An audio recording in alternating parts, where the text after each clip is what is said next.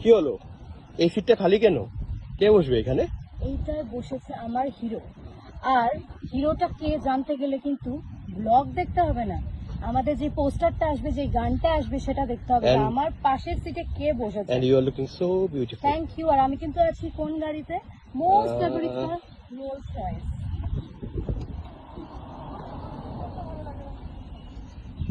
আর comment বক্সে কিন্তু আমাকে অবশ্যই জানাবে যে আমাকে দেখতে কেমন লাগছে।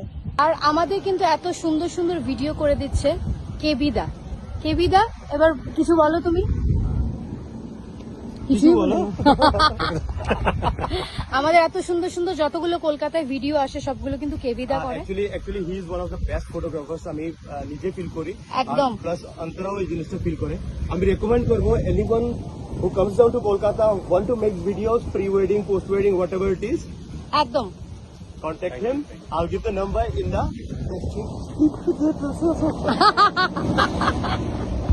তো আমাদের শুট মোটামুটি কমপ্লিট, কিন্তু একটা ড্রোন শুট বাকি, যেই জন্যে দাদা আমাদেরকে ড্রাইভ করে নিয়ে যাচ্ছে লোকেশনে। কেমন লাগছে রোলস রয়েসে বসে? ফার্স্ট টাইম, আমরা ফার্স্ট টাইম বসেছি রোলস রয়েসে। মানে সত্যি অসাধারণ লাগছে। আর ভিন্টেজ কার আর লুকস ওয়াইজ তো অসাধারণ। অসাধারণ, জাস্ট অসম, জাস্ট অসম।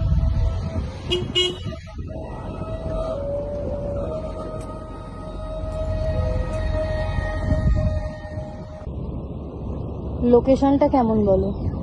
বিউটিফুল, কিন্তু সিক্রেট বলবো না। জানো, জাস্ট পিং করো। ম্যাডাম, হ্যাঁ কেমন লাগছে? দারুণ লাগছে, কিন্তু খুব রোদ। কলকাতায় তো অলওয়েজ মানে হট টেম্পারেচার, আগরতলা থেকেও বেশি গরম। খুব গরম লাগছে। তা ঠিক, কিন্তু এক্সপিরিয়েন্স তো দারুণ। আর লোকেশনটা জাস্ট ওয়াও, খুব ভালো লাগছে।